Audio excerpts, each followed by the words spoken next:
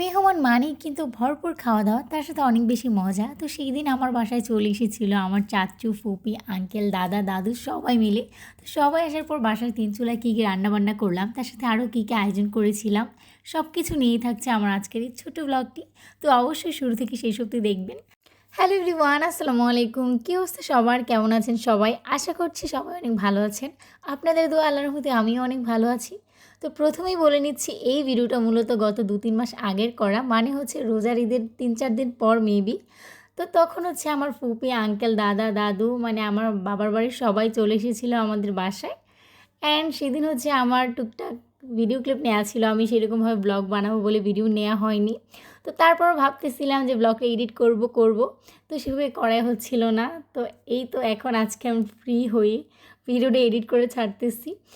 তো যাই হোক, সেই দিন হচ্ছে অনেক টুকটাক রান্নাবান্না করা হয়েছিল, যেটার ভিডিও আমি শুরু থেকে আসলে বললামই তো নেওয়া হয়নি। তো এদিক দিয়ে হচ্ছে আমি টুকটাক গোছাচ্ছিলাম, সব রান্নাবান্না শেষ করে তারপর গোসল করে এগুলো আমি টুকটাক ভিডিও করে নিচ্ছিলাম। আর যেহেতু সবাই আসবে সেজন্য সকাল সকালই হচ্ছে ঘুম থেকে উঠে খাওয়া দাওয়া করে মানে রান্নাবান্না করে একদম সকাল সকালে আমরা সব রান্নাবান্না বসিয়ে দিই, যেন মেহমান আসার আগে আগেই সব রান্নাবান্না শেষ হয়ে যায়। তো যেই কথা সেই কাজ, আমাদের ঠিক ১২টা 11:30টার আগে সব রান্নাবান্না শেষ হয়ে যায়। তো এখানে প্রথমে আমার দাদু চলে আসে, এসে বলতেছিল মেহেদিকে যে কিরে তুই তো আমার আনতে গেলি না। তো তারপর এক এক করে দাদু আসার পর দাদু প্রথমে চলে আসে, তারপর চাচু, ফুপি ওরা সবাই চলে আসে। তো আসলে মেহমান আসলে না আমার কাছে খুবই ভালো লাগে, জানি না আপনাদের কার কাছে কেমন লাগে। আসলে সবারই ভালো লাগারই কথা, যদিও একটু প্যারা হয় যে রান্না বান্না করা একটু ঝামেলা, কিন্তু মেহমান আসলে কিন্তু খুবই ভালো লাগে। তারপর এই তো আমি আপনাদেরকে একটু দেখিয়ে দিচ্ছিলাম আমরা যে বাহিরের যে আমি চুলাতে রান্না করি, তো কী কী রান্নাবান্নার আয়োজন করা হয়েছিল। তো এই টুকটাক ভিডিও করতে করতে আমার বাসায় সবাই চলে আসে, মানে আমার এই যে আমার 2টা আঙ্কেল, আমার চাচু, যদিও সেদিন ছোটো চাচু আসতে পারেনি, তার সাথে কাকিয়াম্মাও আসেনি। তো যাই হোক, সবাই আসার পর একদিকে হচ্ছে আমার আঙ্কেলরা বসেছিল একটা রুমে, তার সাথে অন্য আরেকটা রুম আমার দাদু মানে ফুপি ওরা বসেছিল। আর ওরা বারবার বলতেছিল আমাদের কিন্তু কোনো ভিডিও নিবি না, এগুলো কিন্তু ছাড়বি না।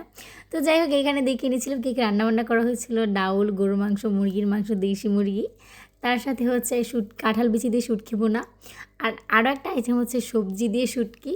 তো যাই হোক, এটা আপনাদের কার কার পছন্দ অবশ্যই জানাবেন, এটা আমার খুবই ভালো লাগে।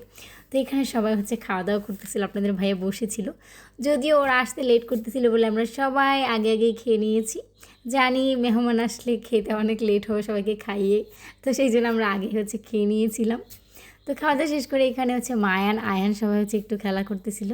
তারপর এখানে সবাই নিচে বসেছিল, মানে আমার ঘরের সামনেই। তারপর আমি সবাইকে একটু ভিডিও নিচ্ছিলাম, দাদাকে বলতেছি দাদা একটু আসো তোমাকে ভিডিও নিই। তো তারপর সবাইকে নিয়ে টুকটাক একটু ভিডিও করতেছিলাম। যে তারপর সবাই একটু বাইরে বসেছিল, বাহির থেকে আবার ঘরে আসে। তো তাদেরকে আচার দিয়েছিলাম, চালতার আচার, তার সাথে হচ্ছে আমের আচার। তো সবাই মিলে হচ্ছে খাচ্ছিলাম আর একটু আড্ডা দিচ্ছিলাম। তো আড্ডা দেওয়ার পরে এখানে হচ্ছে যে আঙ্কেলটা বসে বসে আচার খাচ্ছিল, ও এখন এই আঙ্কেলটা হচ্ছে এখন দেশে নেই, দেশের বাইরে। তো আঙ্কেল আমার ব্লগটা দেখলে অবশ্যই বলবে এতদিন পর ব্লগটা দিয়েছো। এইখানে আপনাদেরকে একটা জিনিস দেখায়, আমার এই ছোট্ট বোনটার নাম হচ্ছে আরশি, আর ও হচ্ছে ইট খায়। মানে এটা কি ভাবা যায়?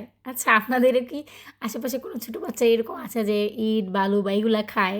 খাও খাও দিয়ে কেমন খায়? আল্লাহ, ইট খায় না, দেখছেন কেমন ইট খায়। আসলে সবাই বলতো ও নাকি ইট খায়, কিন্তু আমি সেটা কোনো দিনই বিশ্বাস করিনি। তো সেদিন আমি ভিডিও করে রেখেছিলাম, তারপর দেখলাম যে না, এটা সত্যি। জাস্ট অবাক হয়ে গিয়েছি। তো যাই হোক, এই ছিল আমার আজকের ব্লগটি। সবাই শেষে হচ্ছে চলে যাচ্ছিলো, আর আমরাও হচ্ছে একটু রাস্তায় এসে দাঁড়িয়েছিলাম তাদেরকে গাড়িতে উঠিয়ে দিব বলে। তো আজকে এই ভিডিওটি এই পর্যন্ত, সবাই ভালো থাকবেন, সুস্থ থাকবেন, আল্লাহ হাফিজ।